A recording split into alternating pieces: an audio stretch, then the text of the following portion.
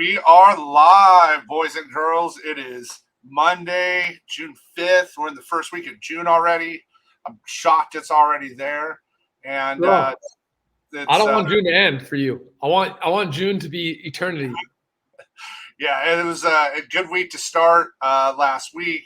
Show on Saturday. We went even money, just a weird day. We each pushed our ones. Gino actually gave out like the better bets if you tailed them straight from the show. You were actually up a little bit. Over on the week, though, we were up again. That's what matters, and we're going to keep rocking this week. Trev, you are blazing hot. It's insane. I'm going to go second. All month of June, no matter what changes, I will ride second. All right. Well, this first one's going to be interesting. It's our OddsJam play of the day, and it's the Houston Astros run line -1.5 plus 175 for 1 unit. And this is so here's why. We're betting against Alek Manoah today of the Blue Jays. The Blue Jays are at home. The line is actually the Astros plus 1.5, for -150. So the advantage is Manoah has been terrible, and that's putting it kindly. I can go into detail about how bad he's been. If anybody has any questions, hit me up. I'm not going to bore everybody on the show, but he is a shell of himself last year. I don't get it. Yeah. I watched him pitch like 2 games too. He just doesn't look, I don't know. His confidence is gone. Well, it's part of it's the pitch clock. So he's struggling with the pitch clock. He was a guy that would take his time. He's a little bigger guy, right? And he would take his time. He could catch his breath. Now he's just got to go, go, go. And if you've noticed this year, a few of those bigger guys are struggling with that. That used to be able to take a break, so makes sense, right? So they're struggling, and the Astros bats are hot. They're warm now. The Astros on it, and this is just this is a value. There are no open bets right now, so I can't promise it'll fill, but it's plus 183 on BetOpenly.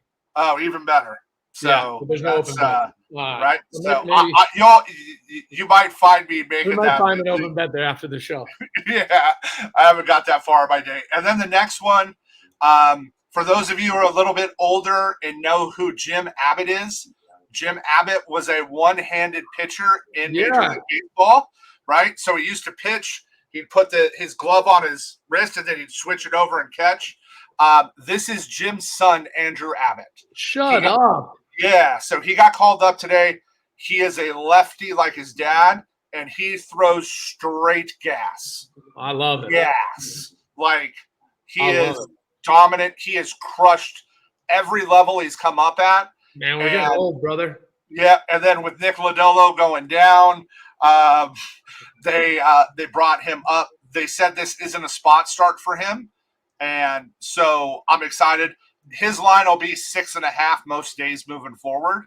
It's at 5.5 today because, again, this is his first start, and it's who they're opening against. He gets the Brewers, who against lefties are a little bit better than they are righties. They strike out way more, but you'll see today he has electric stuff.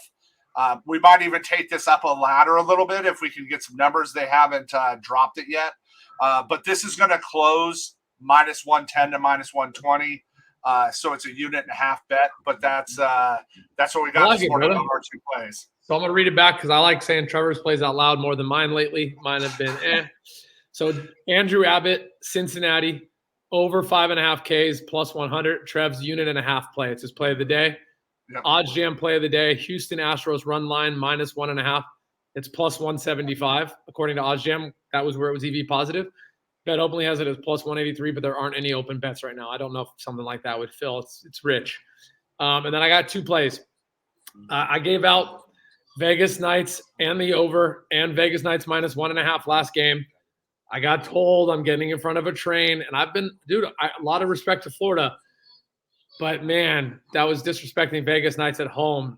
This is final. It's not the final. Excuse me, Stanley Cup, dude. The line was off. So I like the Vegas Knights again today, but I actually think the line is fair, so I'm not touching it. The best EV play that my algo identified was the under 1.5 in the first period. Scary fucking bet, right? 2 and you lose, but it's plus 115. So we're just looking for a nice little 1-0 first period. I wouldn't be surprised if it was 1-0 either way. So I just don't have a lean, guys. You're going to have to be on your own for that. I think that line is priced fair. So I probably won't have action on the team. But under 1.5 first period, Florida, Vegas, plus 115. And then my play of the day, a little juicy. I don't like giving out shit this juicy, but I have it as EV positive, anything under 160. It's at minus 146. The Tampa Bay Rays, money line. So those are the 2 plays. That's 4 plays in total from Trev and I. Yep. And, I got my coding team up here, so we're gonna be working on BetOpenly all day, and I wanted to make this short and sweet. Yep, let's go have a good day, and stay tuned. You guys will see. I'll have some instant bets out today, showing the odds again that are a little, that we're getting better on those. I'm gonna try to. I haven't taken Gino for one yet, by the way. Just so we're clear, he's beating me every day. Every day he's beating me. And you're winning everywhere else. 2 of 3 or 4 or 5 on every one I've done. I'm getting you today. The perfect world is you win everywhere except with us. And what I'll say too, again, just humble brag, aside from Trev being blazing hot, Trev and I, old heads, we both told you this Denver series isn't going to be as simple as Denver just comes in and sweeps Miami. I didn't bet it. I didn't have the balls. I'm pissed. I didn't bet Miami money line, but we had them plus 8.5. I had them in the first half plus 5.5. That one fucking hurt considering they were up 3 in the first quarter. But guys, Miami's dogs. I'm not saying Miami's going to win this series. I'm not going that far yet. But I thought people were making a huge mistake giving out Denver minus 2.5 in that series. I think this is at least a 6-game series and will not be surprised at 7. Yeah, there was guys out on all over Twitter touting, bet the sweep, bet the house on the sweep. Just wild. It was throw Denver money line in every one of your parlays. Miami doesn't have a chance in hell. A lot of guys complain about the refs too. Denver shot 2 more free throws. I don't really understand. The refs called a pretty even game from what I saw. Denver missed more threes. And if you look at game 1, Denver shot threes shitty in game 1 too. But Miami was terrible and Denver had 20 more free throws. So guys, just promise me you're not one of those guys that every time a dog wins, the game's rigged. Just don't be that kind of bettor. You're gonna be miserable your whole life. There's funny business. There's shitty refs. There's questionable shit that goes down, but it's not every time a dog wins, the game's fixed. That it's really amateur. So what I will say, and I see some comments here, I don't love Miami plus 2.5 in game 3. But I could see the public getting absolutely smoked on Denver money line. So as of right now, if you made me bet it, it's Miami money line. I'm going to watch the distribution though. I'm going to watch the line movement. I'm interested to see how this moves.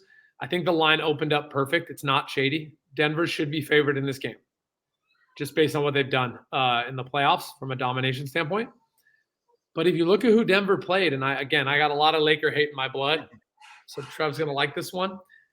These Lakers weren't that good, and the Warriors weren't that good on the road. So the Lakers had a really easy route through the Warriors, not getting sacked, and then Denver had the easiest route possible. So it doesn't mean they're done. It doesn't mean they're not winning the finals. It just means that don't tout them as this team that just went through the playoffs shredding people at will. Miami's been aggressive. They've been playing good team basketball. I'm interested, dude. I think there's some value on Miami money line game 3. And so I put a half unit on the money line because it was just disrespectful. Plus 300, it's the finals. It shouldn't have been plus 300. So I got for plus 300. It was worth a half a unit just on the value for me. Nope. For me, the thing that stood out is I think Spoelstra just flat out coached him. That's one of the things I saw in that game is he made adjustments and Denver wasn't countering his adjustments. That's what stood out to me in that game. I appreciate you, Trev. Have a great day, brother. All right. Enjoy the time with Coders. Later. Later.